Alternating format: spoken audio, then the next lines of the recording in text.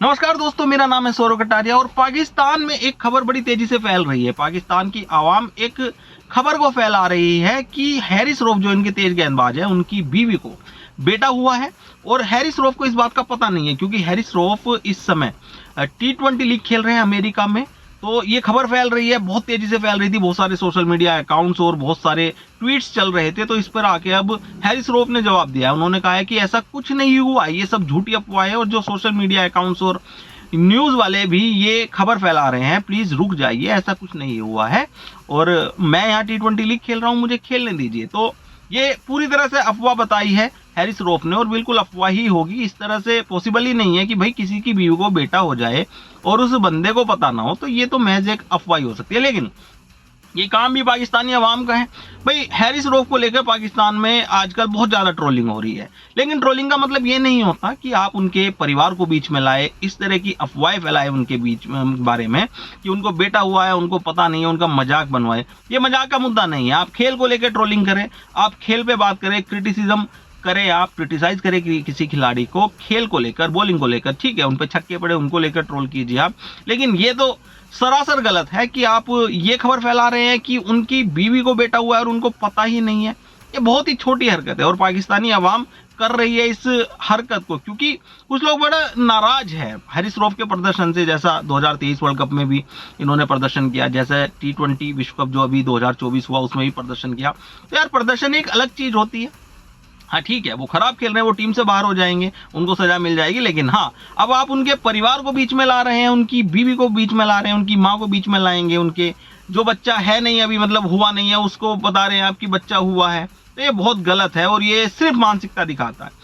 ये जाहिल लोगों की मानसिकता दिखाता है और ऐसे जाहिल हर देश में पाए जाते हैं। मैं ये नहीं कह रहा हूँ कि पाकिस्तान में ऐसे जाहिल पाए जाते हैं, ऐसे इंडिया में भी पाए जाते हैं, Australia, England, West Indies, New Zealand, हर देश में पाए जाते हैं। तो इन जाहिलों को समझाना तो बड़ा मुश्किल है। मुश्किल क्या, ये समझ लीजिए आप, नामुमकिन है, क्योंकि इनको जवाब देते फिरेंगे तो और जाहिल भी मतलब आते जाएंगे सामने। तो किसी को कोई जवाब देने की जरूरत नहीं है। हाँ, हैरिस रऊफ ने ये एक ट्वीट करके अच्छा किया कि उन्होंने बस एक मैसेज दे दिया है कि भाई ऐसा कुछ नहीं है। उन्होंने इस अफवाह की पुष्टि कर दी है कि ये मात्र एक अफवाह है, इसमें कुछ है नहीं है। लेकिन अभी भी कुछ जाहिल लगे हुए हैं अभी भी ट्वीट करने में कि नहीं, हैरिस रऊफ हमसे ये बात छुपा रहे हैं, उनकी बीवी को बेटा। अरे इसमें क्या छुपाने वाला है? उनकी बीवी को बेटा हुआ है, बेटी हुई है, तो ये तो खुशी की बात है ना। इसमें क्या छुपाने वाली बात है? पूरी दुनिया के सामने आएगी अगर बच्चा होता है उनको, तो ये तो पूरी दुनिया के सामने आने वाली बात है। लेकिन पता नहीं पाकिस्तानी आवाम भी कौन सा नशा करती है। कुछ लोग ऐसे हैं कि उनको बिल्कुल शायद कुछ काम नहीं है, कुछ उनको पढ़ाई लिखाई से तो मतलब है नहीं और काम भी नहीं है, तो शायद वो बस दिन रात इंटरनेट मिल गया है, कुछ भी लिखिए, कुछ भी छापिए, कभी अपने खिलाड़ियों के बारे में, कभी दूसरे खिलाड़ियों के बारे में, कभी विराट कोहली के बारे में, तो कभी बाबर आजम के बारे में, कभी हैरिस रऊफ के बारे में, तो कभी बुमराह के बारे में। तो इनका कुछ नहीं हो सकता। मैं तो हैरिस रऊफ से भी यही कहना चाहता हूं कि इस तरह के सभी लोगों को इग्नोर किया जाए, उनकी किसी बात पे कोई तवज्जो ना दिया जाए। देखिए, ये उन्हीं की जीत है एक तरह से कि हाँ, हमने अफवाह फैलाई और हैरिस रऊफ को जवाब देना पड़ गया। अरे आप लोग हैं कौन जो हैरिस रऊफ आपको जवाब देंगे? ठीक है, अभी प्रदर्शन नहीं कर पा रहे, लेकिन हैरिस रऊफ पाकिस्तान के एक अच्छे गेंदबाज हैं। आप लोगों को कदर नहीं है अपने खिलाड़ियों की, और पहले से ही नहीं है, ये कोई नया मुद्दा नहीं है। हमने देखा है कि शोएब अख्तर, वसीम अकरम, वकार यूनुस और अफरीदी जैसे खिलाड़ी जब आपकी टीम में थे तभी भी आपको कदर नहीं थी। आप छोटी छोटी बातों में उनके नारेबाजी करते थे, उनके खिलाफ नारेबाजी करते थे और कैंपेन चलाते थे अगेंस्ट।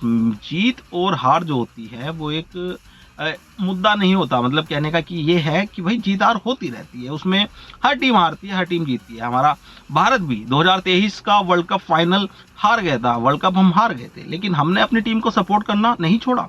हमने उनका हौसला अफजाई की, क्योंकि हमारी टीम चैंपियंस की तरह खेली थी। और देखिए रिजल्ट, 2024 में हमारी टीम चैंपियन बन गई है T20 वर्ल्ड कप जीत के। अगर हम 2023 की हार के बाद पाकिस्तानी आवाम की तरह हरकत करने लग जाते कि उनका पुतला फूको, इनका ये करो, इनके परिवार को बीच में लाओ, कितना मनोबल टूट जाता हमारी टीम का। लेकिन हमारी टीम का मनोबल नहीं टूटने दिया हमारी आवाम ने, हमारी जनता ने, क्योंकि हमारी जनता को कद्र है, क्योंकि हमारी जनता जानती है कि भाई इतना लड़के अनबीटन थे फाइनल तक, वो फाइनल में टीम पहुंची थी। तो ठीक है, जीत और हार हो जाता है, हम अपने प्लेयर्स को कभी टारगेट नहीं करते। शायद यही सोच का फर्क है पाकिस्तान और इंडिया की सोच में, शायद यही फर्क है। और यही फर्क है कि वो इतना पीछे है और इंडिया इतना आगे निकल गया। ये आवाम की सोच का फर्क है, ये जनता की सोच का फर्क है कि पाकिस्तान कम से कम 50 साल पीछे चल रहा है इंडिया से, और चलता रहेगा। अगर आवाम की सोच भी नहीं बदलेगी इनकी, तो पीछे ही चलता रहेगा, बल्कि मैं तो कहता हूँ 100 साल पीछे हो जाएगा, क्योंकि इंडिया बहुत तेजी से आगे बढ़ रहा है। इंडिया की जो जनता है ना, वो भारत को मजबूत करने में लगी हुई है, और पाकिस्तान की जनता पाकिस्तान को कमजोर करने पे लगी हुई है, उनके खिलाड़ियों को कमजोर करने पे लगी हुई है। तो आप क्या राय रखते हैं इस मुद्दे पे कि क्या सच में पाकिस्तानी अवाम को थोड़ा सोचना चाहिए, थोड़ी शर्म करनी चाहिए कि अपने ही खिलाड़ियों के बारे में इस तरह की बयानबाजी? अपनी राय में कमेंट करके जरूर बताएं।